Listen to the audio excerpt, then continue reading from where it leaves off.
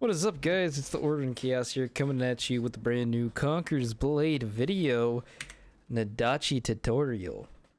So there's a couple key things that we're gonna get straight into, and then we'll get in some gameplay here, going over how the actual skills work and things like that. So based on all my testing, mind you, this is my main class and what I've been playing forever. I've maxed out almost all the other classes, and I still just love the Nodachi. I'm a big weeb. I love the samurai, hence why I'm wearing one of the coolest samurai armors in the game. So at that point, this video is for new players, veterans, all the above, all under. If you want to play the Nodachi, this is going to help you. Couple key things you need to have. Number one, armor wise, if you're a new player to the game, your goal is to get the Carnifex set right off the bat. You could unlock it with your F4 challenges. I don't remember exactly where it's at, but one of the 4 challenges gives you the full set of one of these set armors. If you want to play the Nodachi, you want Carnifex. Why do we want Carnifex?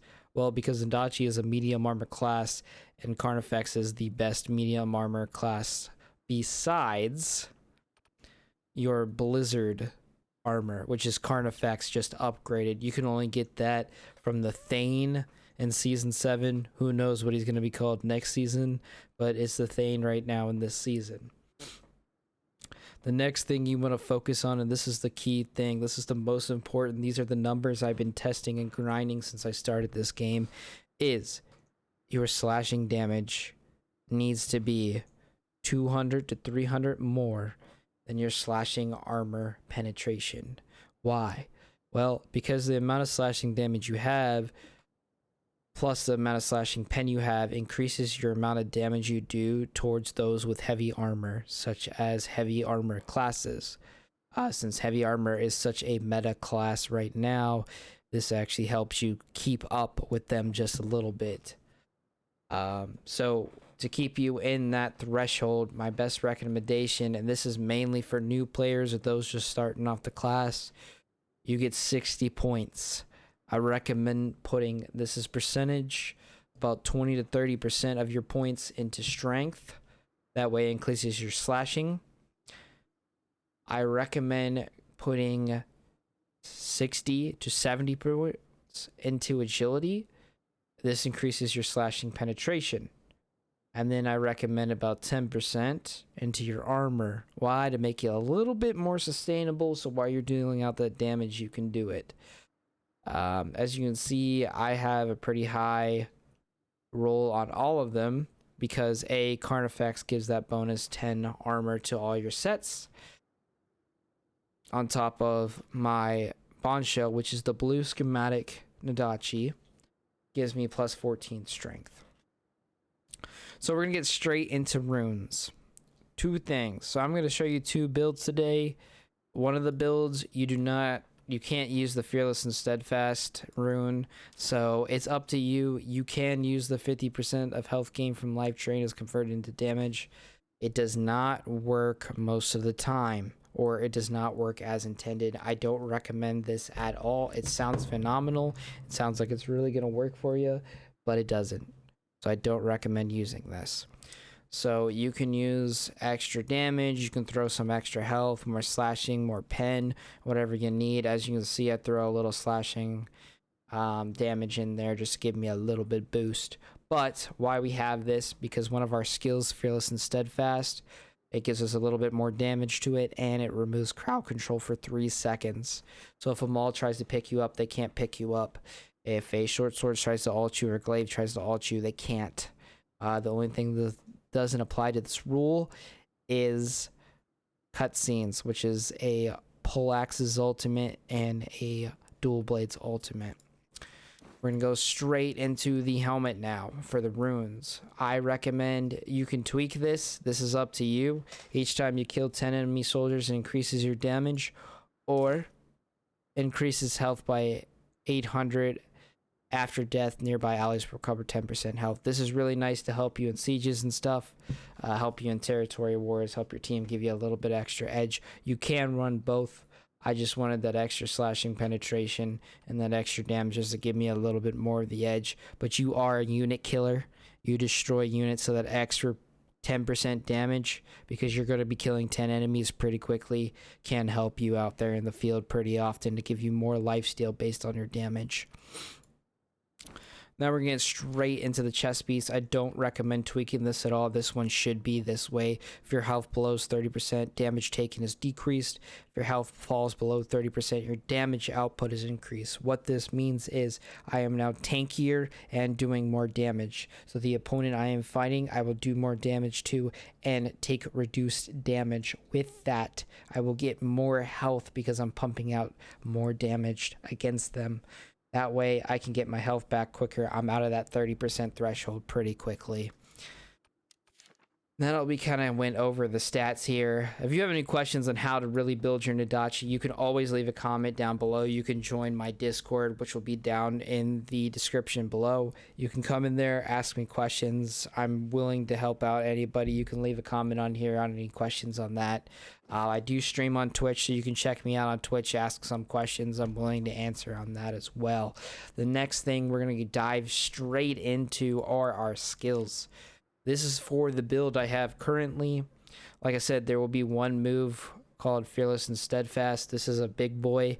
This is where we get that 3% C or 3-second CC anti-CC. This is nice. Like I said, this stops ultimates. This stops anything from putting you on the ground. The next move, which is pretty crucial, this is our main damage dealer, Lifesteal, is Tiger's Claw. It's our main damage dealer. It gives a crap ton of health. It restores 1,200 health, which is really nice.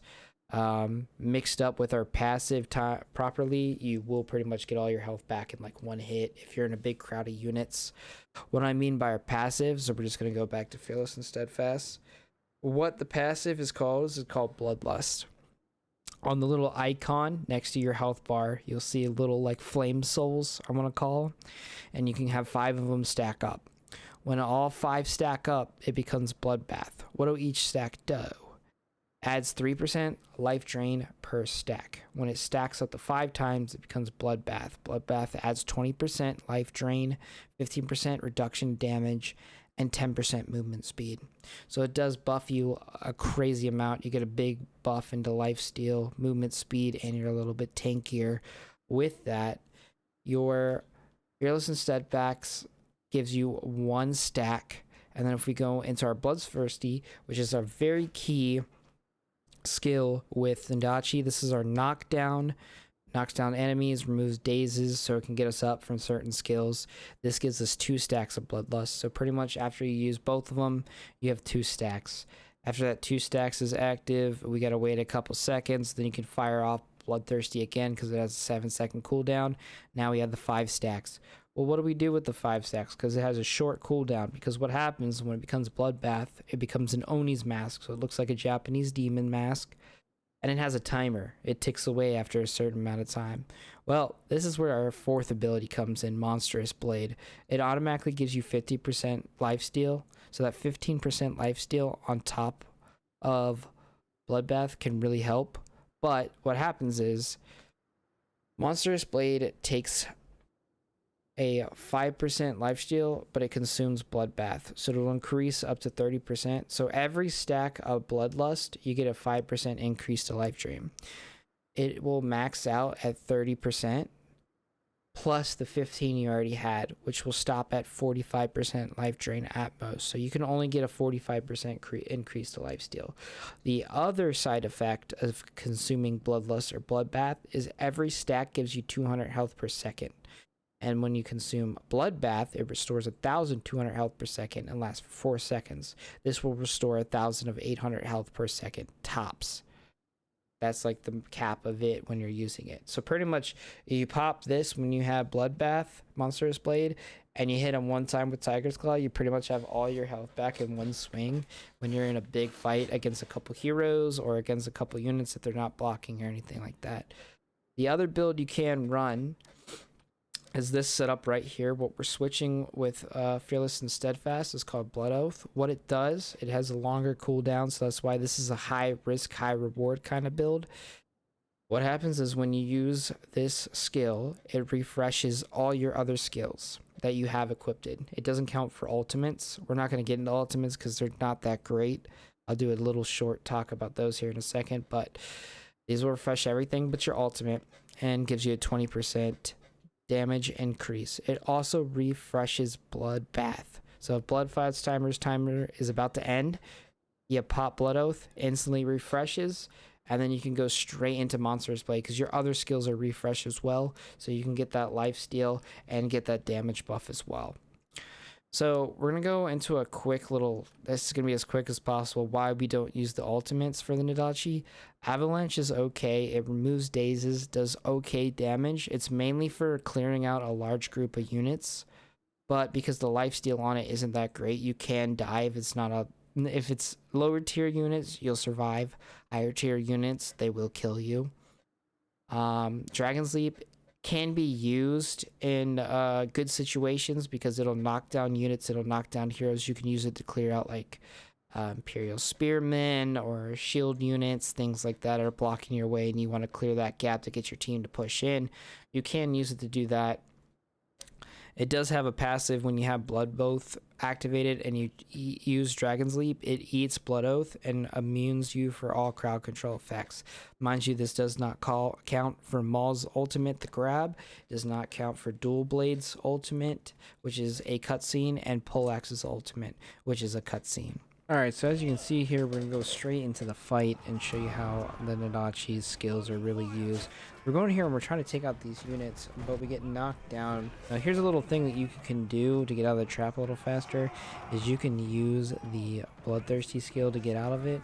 So we're trying to take out this hero, and we're going to push back with our team, not really do anything. We're trying to focus on trying to use our skills. So here's where the problem with the Nodachi is. It's hard to fight units like stalwarts unless you have these units with you. With that, it causes you problems because you got to break their shield. But for example, as you can see in that bottom left hand corner, as you can see, we have 4 of those little red orbs flowing around our Nodachi. This is indicating that we have Bloodlust stacks. And here's that Oni sign that pops up and shows us that we have Bloodbath. Now watch what happens when we pop Monstrous Blade here. Really gives us that boost of health, and on top of the damage that we're doing, it increases our health, literally getting it almost instantly back as we try to fight these heroes real quick and just slowly taking them out with this poleaxe. And we're going here and we're just going to taunt this guy to see if we can bait him to come right back at us, and look, he takes it. Hook, line, and sinker. You can see we knock him down, do that Tiger Claw, and that's good damage on that Maul right there. Now the problem with the Nodachi is as he runs away, we're going to try to hit him on the stairs, but the way the stairs are, it's weird on the Nodachi and you're going to miss. If he keeps running, we're going to use our Bloodthirsty to poke him down and really get up in there, knock him down and just take the kill real quick. But we're not going to stay because there's too many units and that'll just knock us out. But that's just a quick little guide there that kind of shows you how these skills work, shows you how the passive activates, and the crazy amount of lifesteal you get from the Nodachi. If you guys have any questions, make sure you leave a like. Definitely subscribe if you're enjoying the content. There'll be more to come and I greatly appreciate that. Make sure to check me out on Twitch. I do stream on there. I am partnered with My.Games, so I do have that creator code down in the description down below. My Twitch is down in the description down below. If you guys have any questions, you can jump in the Discord and definitely take a peep and let me know if you have any questions in there as well. But appreciate it, guys, and hope you have a wonderful time.